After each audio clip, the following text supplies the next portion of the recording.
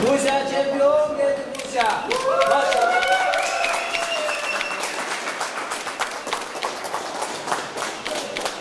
Murcia çempiyon geldi.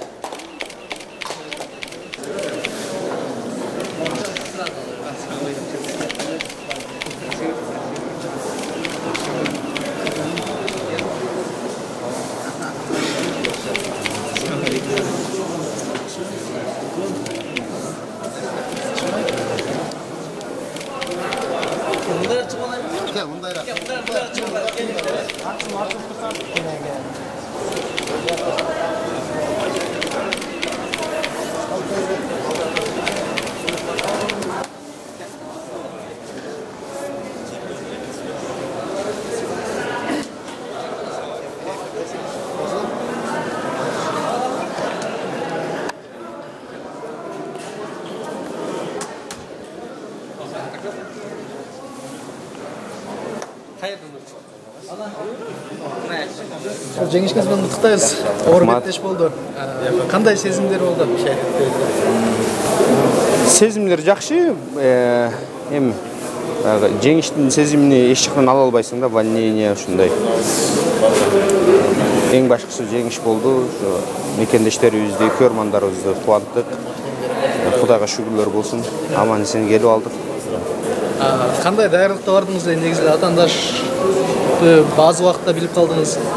Буга чейин өзүңүздөргө белгилүү болгондой Дагестанда аз болдум, андан Дубайда болдум. Анан үйгө келип баягы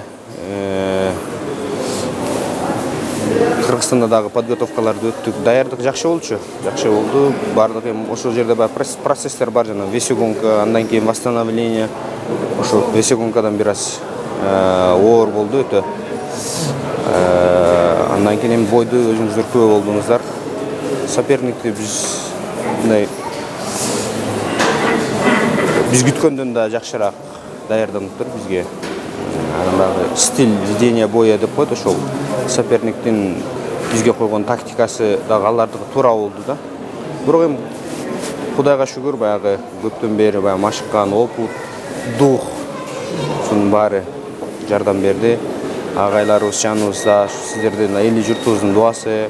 Анан ошол жерде дагы Красноярскидеги мекендештерибиз, Москвадан, ар кайсы тараптан келген дагы мекендештерибиз болуп атты. Көрүп атсаңыздар керек, залдын жарым эле мекендештер болду. Алар да духт берип, аябай колдоп, коштоп турду. Ушум жакшы. Ар бир бой өткөн сайын ошондон сабак алып, алдыга карап жыла беребиз.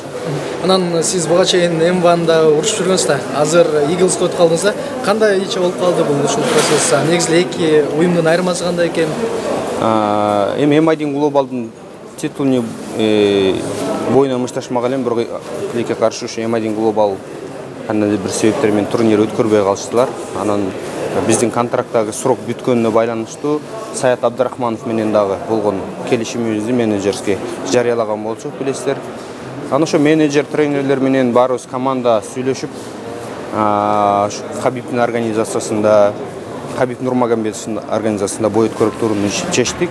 Бирок алардын дагы ошо айтымы боюнча ушу бир жакшы бой бериштилер. Эми кийинки кезекте ошо Кыргызстанда өтө турган болсо, чемпиондук курга деп сүйлөшүүлөр болуп атат. Баягы менин менеджерим сүйлөшүп атат азыркы учурда. Ошо биздин бир максатыбыз ошо чемпиондук курду Кыргызстанга, М1дин курун Кыргызстанда бир алсак, ушул жакта бир бой өтсө деген ойлор бар болчу. Бирок эми ал организацияда болбосо дагы бул Хабибтин Eagles FC организациясында ушул оюбуз орундалчудай болуп турат. Анан акыркы жолу 2019-жылы августта бой өткөрдүңүз эле да. Анан арада 1,5 жылдай тынуу болуп калды. Кайрадан мындай рингке кайтып барганда кандай бир кыйынчылыктар болот экен? Эми бул жакта албетте машыгып жүрдүңүз, бирок ага карабай. Ооба. Эми баягы бат-баттан чыгып практиковать этип турган жакшы да. Ошондо баягы долгий простой деп коет. Ошол простойдун арасындагы баягы чувство жоголуп калат да бир аз. Ошол себептен дагы баягы таймингдер, өзүнүн ушу баягы атты дагы улакка көп чаппай кармап тура берсең анан көнүшү кыйын болот да улакка кирген. Ошол сыяктуу деле адам деле көп мышташпай, көп простой болгондо кыйла өзүнүн кыйынчылыктары, психологический, ушундай тактический эмелери болот да, кыйынчылыктары болот. Бирок эми биз ушу кылган жумушубуз профессиональный спортсмен болгондон кийин биз бардыгына иштеп, бардык жагынан төп келишип турушубуз керек. Ошон үчүн бир аз болсо дагы берди, бирок андан өтүп кеттик азыркы учурда, жакшы буюрса. Негизинен эле ушу Кудай буюрса алдыда баттан мушташып турганга аракет кылсам деп атам. Орозодон кийин эми июль айларында болот эми бул турнир. Ошол жака Кудай буюрса жакшылап дайынданып, анан баягы элибиздин баары, мекендештерибиз, болельщиктердин баары биринчи раунд утса экен, агрессивный деп. Эми Кудай буюрса кийинки бойлордо мындан да жакшы элибизди сүйүндүргөнгө аракет кылабыз. Анан буга чейин жаңы менеджер менен келишим түздүңүз, Саят мененчи кандай негизде түздүңүз, канча убакытка? Эми бул менеджердин задачасы ушул спортсменди дальше продвигать этиш керек, дальше жылдырып, өстүрүп кетиш керек. Ошон үчүн Саят Абдрахманов дүйнөдөгү орду чоң менеджерлердин бири болгондуктан ошону менен түзгөнгө биз туура көрдүк. Кудай буюрса эми ушул эгерде Кыргызстанда өтүп чемпиондук турларды алып кала турган болсок, дальше биз ойлогондой шагтарды жасаганга Саят даяр экенин өзү деле айтып жүрөт. Ошон үчүн Кудай буюрса дуа кылып, жакшы тренировка кылып турсак, эли журтубуздун дуасы менен жакындарыбыз мындай келип колдоп турса, Кудай буюрса биз ар дайым кыргыздын туйлаган кулундай болуп жеңиштерди алып келе беребиз деген ойдомун да. Анан соңку суроо болсун, Кыргызстанга курдук беттешти алып келесиз атпайсыздарбы? Кайсыл айда келип калышы мүмкүн? Ошол тууралуу дагы мындай кененирээк айтып койсоңуз. Бул тууралуу баягы толук ачык маалымат чыга элек, бирок баягы скрытый договорлор болуп, уже переговорлор болуп атат да. Биздин бул жака мушташканга чейин баягы контракт түзгөнгө, бул бойго белгилүү болгонго чейин ушул план болгондугу үчүн ушул организацияны тандап туруп биз шаг жасадык да. Көбү канча-мынча менин көрмандарым Бусурманкулдун уровень эмес, Бусурманкулдун уровень UFC деп, ошо UFC-ге чейинки бир жакшы тепкич деп айтсак болот да, муну Кудай буюрса. Беттеш учурунда кайтып келсек, кечеги акыркы боюнча геймплан боюнча кандай болчу? Эмне окшошкон жок? Атаандаш кайсыл тараптан сага эң ыңгайсыз абалдарды жаратты?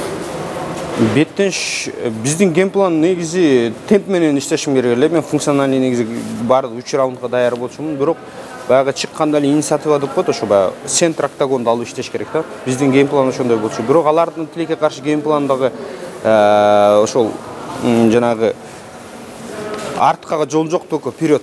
Потому что ал ошо местный боец болгон үчүн канча орондорду алды, баягы сопернигибизге дагы эртерээк жакшы болуп кетишин каалайм. Себеп дегенде баягы ар бир удар акцентированный тийип атты. Ага карабай баягы кулап кайра туруп аракет кылып келе бергенинен байланыштуу бир аз биздин дагы геймплан өзгөрө баштады да.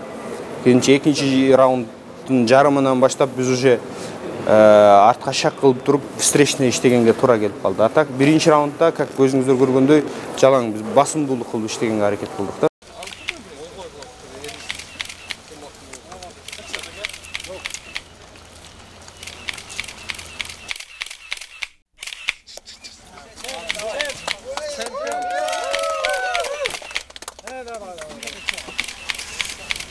Ya ben size bir çıktı.